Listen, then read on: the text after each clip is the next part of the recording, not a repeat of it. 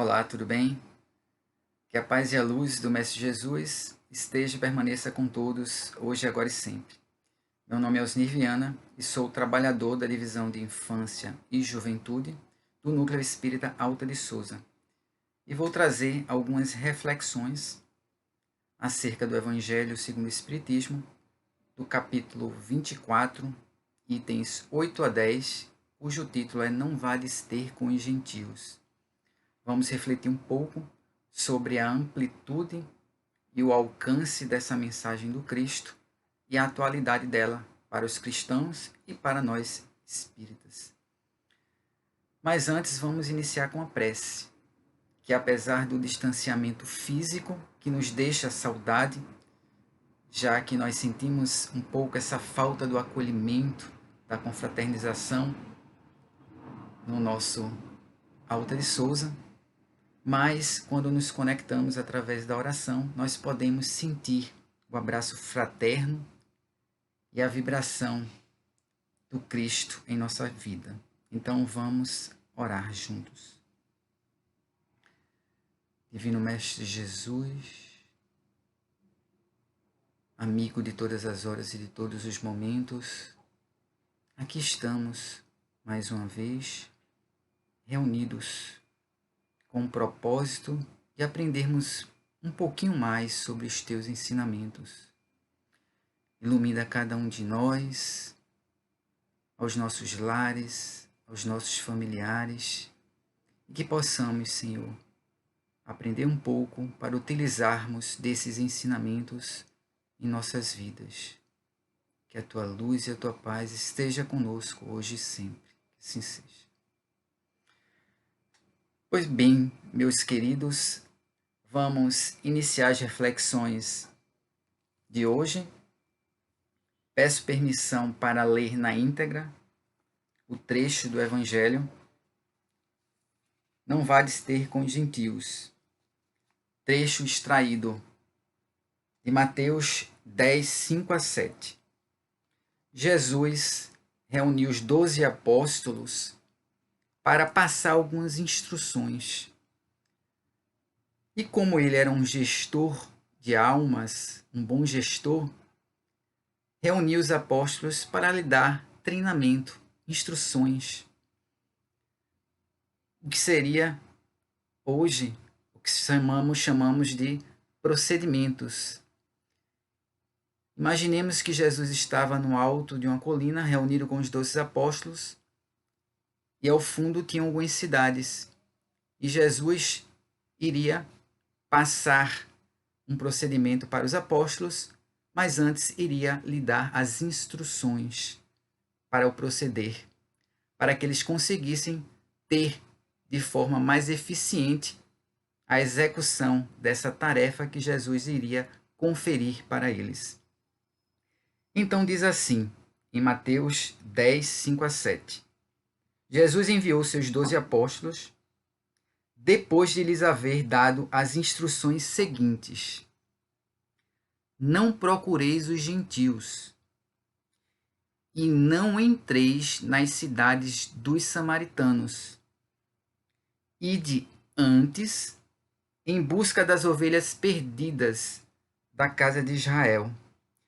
E nos lugares onde fordes, pregai, dizendo assim, que o reino dos céus está próximo. Para que possamos analisar esse trecho do Evangelho e o propósito desta mensagem de Jesus e dessas instruções para os apóstolos, é necessário entender um pouquinho do contexto histórico. Quando Jesus diz para não ir aos gentios e não entrar na cidade dos samaritanos, por que Jesus estaria fazendo essas recomendações, essas restrições? Será que Jesus estava sendo indiferente para esses dois povos? Então vamos aqui analisar e refletir um pouco sobre qual o significado e qual a intenção do Cristo quando passou essas instruções para os 12 apóstolos. É necessário, primeiramente, relembrarmos o que significa o termo gentios. Quem eram os gentios? Os gentios eram, quando a gente pega a definição da palavra, originada do hebraico, goim, significa povo, etnia. Entretanto, na cultura hebraica, significava povos pagãos, povos diferentes dos judeus, dos israelitas. Ou seja, gentios eram povos pagãos, povos diferentes do povo judeu, do povo israelita. E aí, quando a gente tenta compreender o porquê Jesus tinha dado essa restrição para que os apóstolos não fossem aos gentios, a gente lembra do apóstolo Paulo, que após a crucificação do Cristo, ele passou a divulgar a boa nova, divulgar a mensagem do Cristo, o evangelho, para os povos gentios. E por isso, depois ele foi considerado e conhecido hoje como o apóstolo dos gentios, pois ele levava a mensagem da boa nova a povos não judeus, como os romanos, os gregos, entre outros. Então, quando Jesus disse para não vades aos gentios, ele queria que passar para os apóstolos para não o sentido de exclusão, o sentido de indiferença para esse povo, mas que primeiramente ele fosse buscar as ovelhas perdidas da casa de Israel. E quem eram essas ovelhas perdidas da casa de Israel? Eram justamente os judeus que estavam afastados de Deus, do sentimento religioso, da busca pela essência do ser, que era Deus. Assim como nós hoje temos cerca de mais de 2 bilhões de cristãos no mundo, mas sabemos que desses 2 bilhões, quantos não estão perdidos? Estão desviados do caminho. Mas que contém dentro deles uma semente que pode sim ser utilizada e crescer. Então, nesta passagem do Cristo, Jesus não queria passar para os apóstolos a exclusão dos povos gentios, mas sim que seria necessário, neste momento, não ir aos gentios e ir primeiro àqueles que já estavam preparados para receber a mensagem, que eram o próprio povo judeu. Mas também Jesus disse para os apóstolos nessa instrução para não entrar na cidade dos samaritanos. E por que dessa restrição ao povo samaritano? Da mesma forma que os gentios, Jesus não queria ser indiferente, que os apóstolos fossem indiferentes aos samaritanos.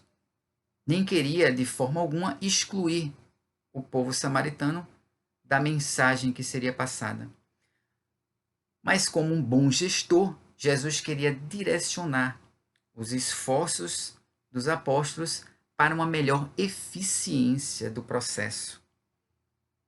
Ou seja, para que eles levassem primeiramente aqueles povos que estavam um pouco mais preparados para receber a mensagem e que teriam uma probabilidade maior de aceitação, que foi o que ocorreu em uma maior divulgação da mensagem do Mestre. Mas para que a gente possa entender o porquê dessa restrição naquele momento aos samaritanos, também se faz necessário entender um pouco da história do povo samaritano. 1000 anos antes, houve uma divisão, um racha, uma cisão das 12 tribos de Israel após a morte de Salomão. E aí, com essa divisão, houve uma divergência político-religiosa e houve uma separação das 12 tribos. 10 tribos se separaram e se estabeleceram ao norte da Palestina e depois na região conhecida na época como Samaria. E as outras duas se estabeleceram e formaram o reino de Judá, cuja capital era Jerusalém. Entretanto, as 10 que se afastaram ao norte da Palestina e que se estabeleceram na região que também incluía Samaria, elas pouco a pouco foram se afastando da cultura judaica e foram criando um culto próprio, uma religião própria, que seguiam o Pentateuco de Moisés e não aceitavam mais os demais livros que depois, posteriormente, foram adicionados às Escrituras Sagradas. E aí, com essa divisão, esse racha, e essas 10 tribos se afastando da cultura judaica, as outras 2 tribos que formaram o reino de Judá, se estabeleceram em Jerusalém, foram criando essa divergência maior e excluindo essas 10 outras tribos. De forma que 1000 anos depois, já na época de Jesus, apesar de muita mudança, né, ter ocorrido ao longo desse tempo, esse cisma, essa divisão, essa rixa ainda permanecia entre os judeus e samaritanos. Por isso que Jesus, para direcionar o esforço dos apóstolos, pediu para que não entrasse naquele momento na cidade dos samaritanos, para otimizar o processo de divulgação da mensagem do Cristo naquele momento. Mas isso não queria dizer que Jesus era indiferente aos samaritanos. E por algumas vezes relatadas no Evangelho, Jesus mostra a importância do povo samaritano em 3 passagens bem características. A primeira, na parábola do samaritano, onde Jesus faz um comparativo entre o levita, o sacerdote, que eram religiosos da cultura judaica, e o samaritano. E Jesus mostra aí que o samaritano foi mais agradável a Deus, ressaltando que o rótulo religioso pouco importa. E o que importa realmente a Deus são as ações. E aí Jesus mostra a importância do samaritano nesta parábola. E em 2 outros momentos importantes. Na cura dos 10 rancenianos, onde Jesus cura 10 rancenianos e apenas um retorna para agradecer, se prostra de joelhos aos pés do Cristo para agradecer a cura. E foi justamente um samaritano, mostrando mais uma vez a importância e o valor do povo samaritano. E em outra passagem muito belíssima, onde Jesus entra na região da Samaria e está fatigado, cansado da caminhada e com muita sede. Se aproxima do poço de Jacó e pede água para beber a uma mulher samaritana. E ela, o reconhecendo, diz: como podes, tu que és judeu, pedir água a mim, que é uma mulher samaritana? Então Jesus, nesse momento, ele mostra 2 coisas nesta passagem. A importância da mulher, quando ele se dirige de forma respeitosa à mulher, e por ela ser samaritana, mais uma vez mostrando a importância do povo samaritano e que não devemos dar valor a diferenças entre os povos, mas devemos respeitar a todos. E Jesus, naquele momento com a mulher samaritana, ele ainda não perde a oportunidade de fazer o convite quando ele diz: se alguém beber da tua água, voltará a sentir sede, mas se alguém beber da água que eu beber, jamais sentirá sede. E ela diz: Senhor, eu também quero beber da água que tu bebes. E a partir desse momento, depois de alguns diálogos com Cristo, ela entende a mensagem e passa a seguir a mensagem do Evangelho do Cristo. Então Jesus, nessas 3 passagens, mostra que não tinha indiferença para o povo samaritano e mostrava a importância desse povo. Portanto, quando Jesus instrui os apóstolos para não ir aos gentios e não entrar na cidade dos samaritanos, não era por indiferença nem exclusão desses povos, porque ele sabia que a vez deles chegaria e que a mensagem deveria ser direcionada primeiramente antes àqueles povos que já estavam preparados para receber a mensagem, onde o terreno já estava preparado, já se encontrava desde mais cedo. E assim é com a terra, quando queremos plantar uma semente. E a mensagem do Evangelho é a semente. E nós somos a terra, os povos que recebem esta mensagem são a terra.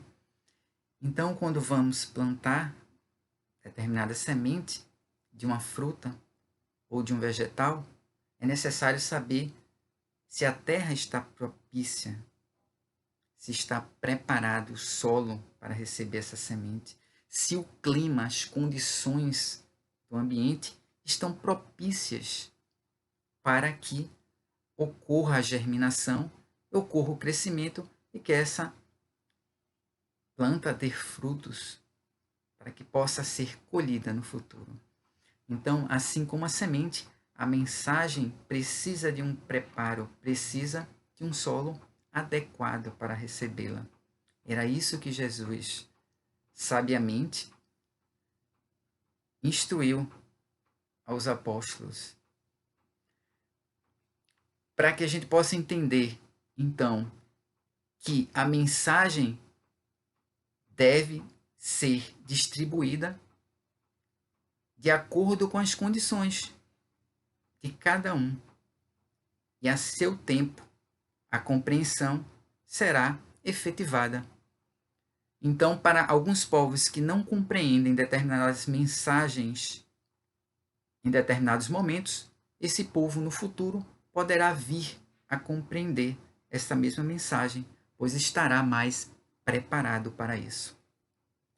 Vamos então também pegar aqui uma pergunta do Livro dos Espíritos, onde Kardec pergunta aos espíritos, faz a seguinte questão aos espíritos. A pergunta é a pergunta 619 do Livro dos Espíritos.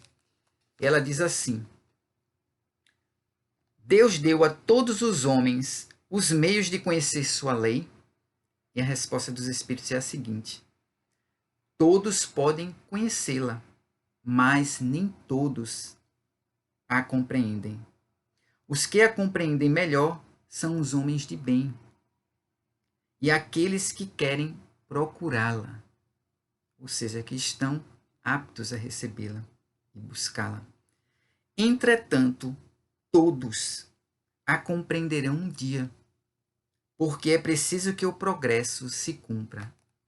Olha aí como essa resposta dos espíritos se encaixa com a instrução dada aos apóstolos.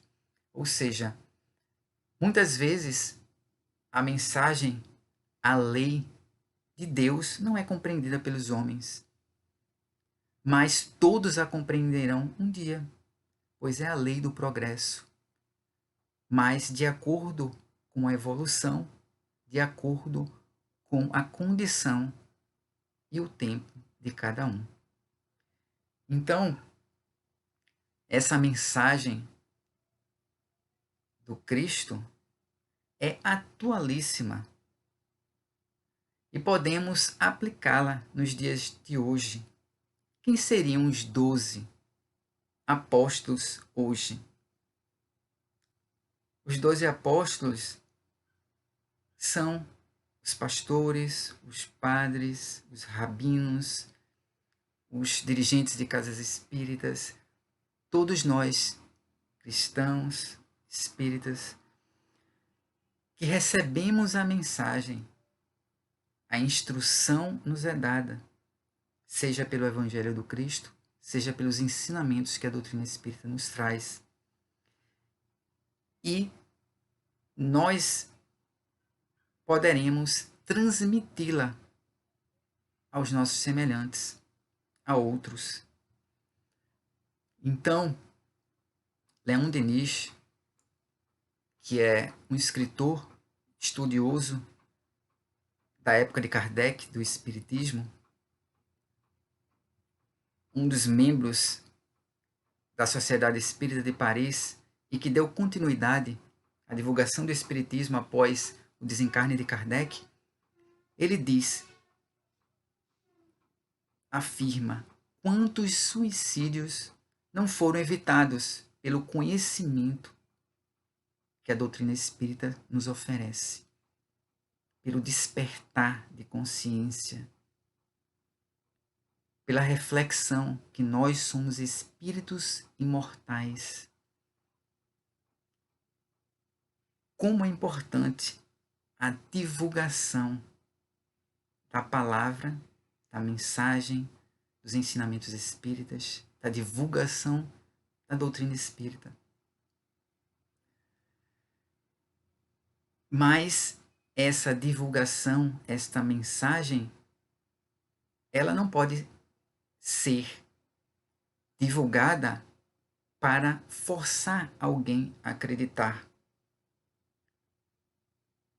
Eu tenho plena convicção na filosofia espírita, acho belíssima, acho uma filosofia completa, pois me dá subsídios para um entendimento maior da minha vida, da minha relação com os outros seres do mundo, com a sociedade em geral,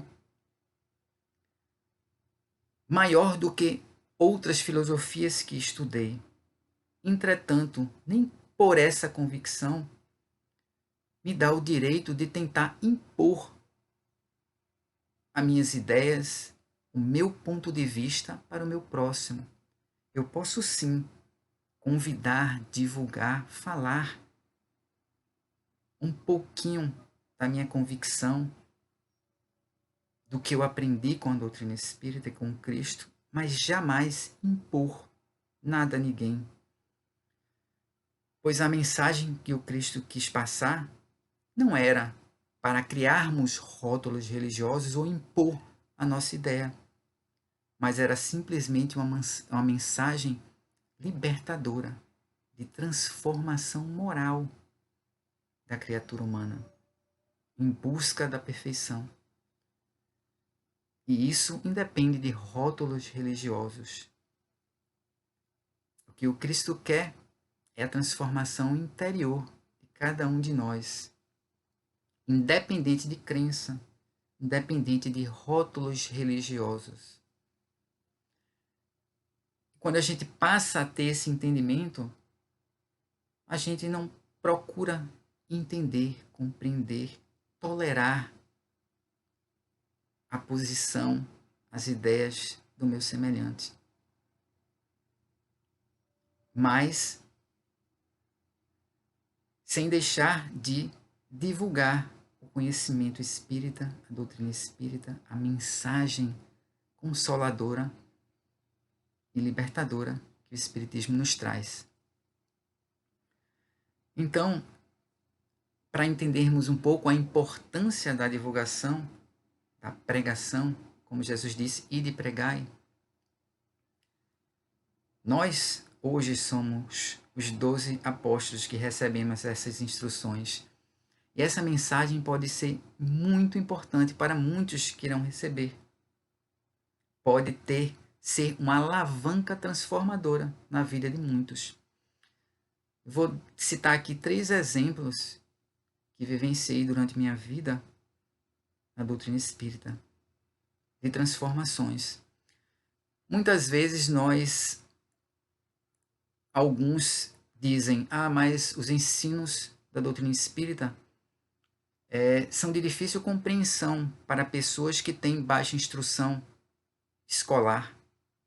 Mas como nós podemos julgar a compreensão de nossos semelhantes?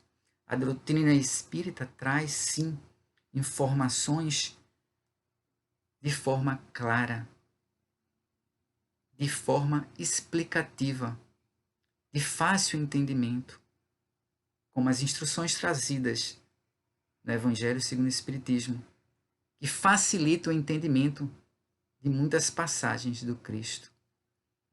Então, um grupo de amigos que levavam donativos para uma região rural, levavam cestas básicas e outros donativos. Antes de entregar, eles faziam uma leitura do Evangelho e uma pequena explicação, o que deixavam as pessoas felizes pela explicação. Em determinado encontro desses, chegamos atrasado, e aí a gente iniciou a distribuição sem iniciar a leitura do Evangelho e a explicação. E as pessoas da própria comunidade disseram, esperem, falta a mensagem. Nós queremos a mensagem que vocês trazem. Nós não estamos aqui apenas em busca dos donativos. Nós gostamos da mensagem que vocês trazem. E aí a gente percebeu que não era só o pão material naquele momento, mas o pão espiritual também. A importância da divulgação naquele momento. E aí passamos a fazer, sempre em todos os encontros, a leitura, os comentários, trazendo a mensagem do Evangelho à luz da doutrina espírita. A ponto de que uma das pessoas da comunidade doou um terreno para a construção de um centro naquele local. E aí foi construído o centro, hoje já está em ampliação e recebe muito mais pessoas da comunidade lá rural. Vejam só a importância. Imaginem se a gente não tivesse iniciado a divulgação da mensagem. Então, não podemos perder as oportunidades que nos são colocadas nas mãos. Em um outro local também que visitávamos, em um abrigo com pessoas em tratamento para determinadas doenças crônicas, eles esperavam a gente até tarde da noite, aguardando não só o alimento, mas também a mensagem. Eles diziam, a gente está aqui esperando vocês muito mais pela mensagem do que pelo alimento. E eles se emocionavam com as mensagens e alguns inclusive pediam para a gente doar o Evangelho segundo o Espiritismo. E o que a gente fazia com muita felicidade, doava o Evangelho para essas pessoas que estavam em tratamento de doenças crônicas, como câncer, por exemplo. E um outro exemplo interessante de transformação, quando a gente divulgava o Espiritismo na área acadêmica com estudantes, professores, tinha um amigo que sempre soltava piadas, sempre brincava com os ensinamentos da doutrina espírita, com os convites que a gente dava para participar de palestras e eventos espíritas e conhecer um pouco da doutrina espírita. Então ele sempre brincava, soltava piadas, dizia que não acreditava, que era cético. mas participava de alguns eventos, mas dizia que mesmo assim não acreditava. E aí, mais de 10 anos depois, eu encontrei em um evento espírita e, para minha surpresa, ele era o palestrante. Olha que legal, que interessante. E depois da palestra, a gente conversou animadamente. Ele riu daqueles momentos atrás que ficava soltando piadas, que dizia que não acreditava. Ele disse que após aquelas mensagens e depois de algum tempo começou a ler livros espíritas e absorveu a ideia. Ele se aprofundou, compreendeu e passou a seguir, a não só seguir, mas a divulgar a palavra, a mensagem espírita. E criou vários projetos sociais, vejam só, não só com a palavra, mas com a ação também, de transformação. Imaginem se a gente não tivesse convidado, se a gente não tivesse chegado para fazer o convite para divulgar a doutrina espírita. E hoje ele é um multiplicador dessa mensagem consoladora dos espíritos.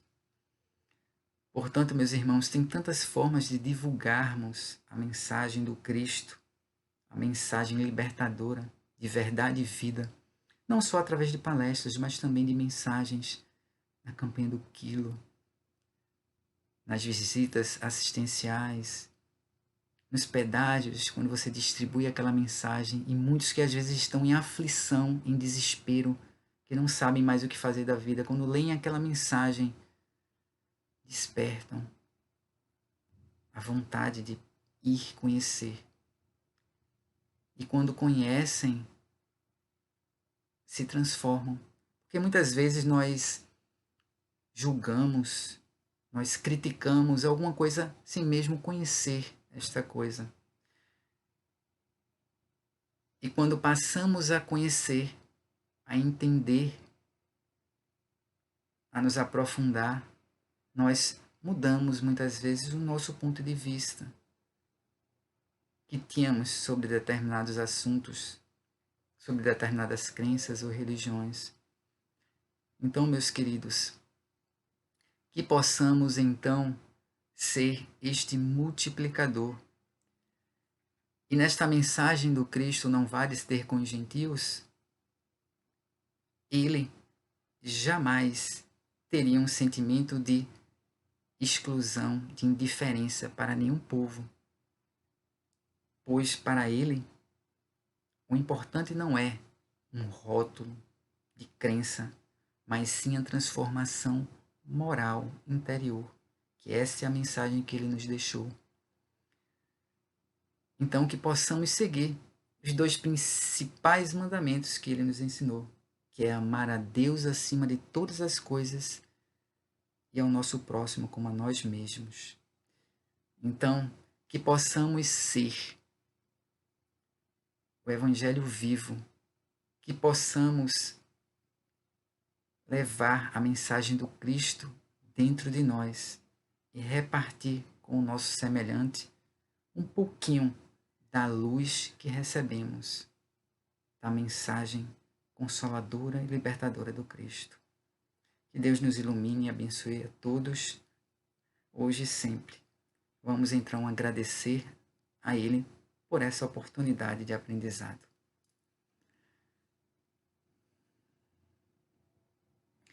Divino Mestre Jesus, agradecemos mais uma vez, Senhor, as oportunidades que nos tem colocado em nosso caminho. Fortalece, Senhor, nossa fé e que possamos manter a esperança e confiarmos na Tua mensagem. E que possamos, Senhor, fazer com que esta mensagem seja libertadora em nós, transformando nossos pensamentos, nossos atos, nossas ações. Fica conosco, Senhor Jesus, e jamais desistiremos de te servir. Que a tua paz e a tua luz esteja com cada um de nós, em nossos lares, com nossos familiares, hoje, agora e sempre. Assim seja, Senhor.